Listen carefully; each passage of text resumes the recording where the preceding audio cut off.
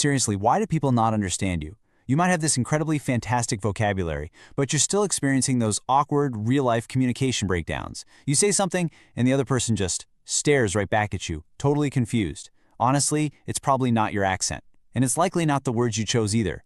The root problem is usually something entirely different. Just imagine walking into a restaurant and saying, "Eat I pizza." You are absolutely going to get some very strange looks. But if you just say, "I eat pizza," well, you get your food. They use the exact same words, but the order of those words completely dictates whether you get a delicious meal or just total confusion. But hey, don't worry, because there's a really simple, structured roadmap to fixing your English syntax. Here's exactly what we're covering today. First, the word order problem. Second, the golden rule. Third, expanding your sentences. Fourth, questions and common mistakes. And finally, number 5, we'll put it into practice. All right, diving right into section 1, the word order problem. The absolutely crucial point here is this. The real barrier to clear English is rarely a lack of vocabulary.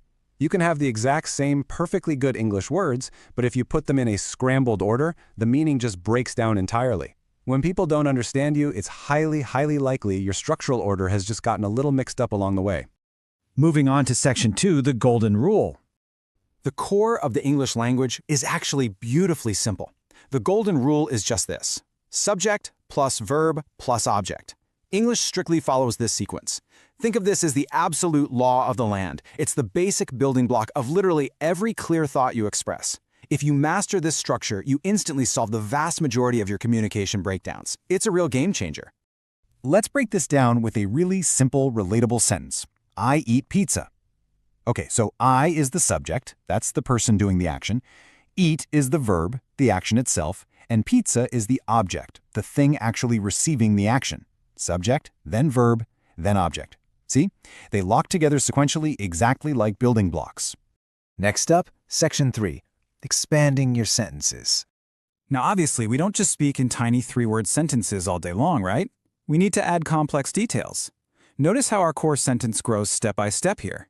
Step 1 is our foundation. I eat pizza. Now, to add extra information safely, we move to step 2, adding at home. Then, step 3, we add every day. So the full sentence seamlessly becomes, I eat pizza at home every day.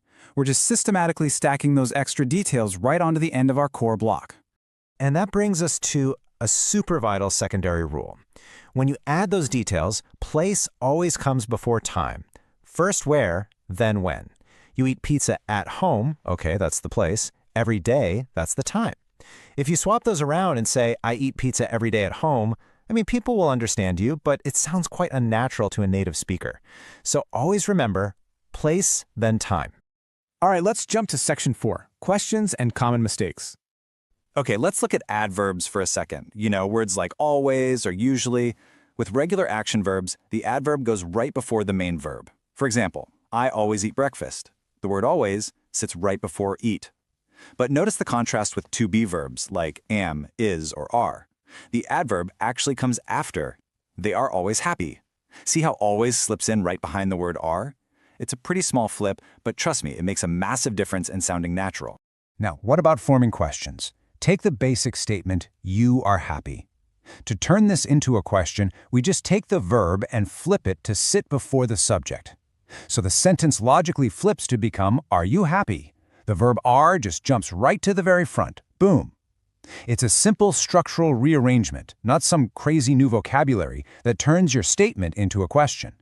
And here's a highly common word order mistake that, well, you might actually be making right now, saying, I very like it. You hear this all the time from learners, but the correct fix is super simple.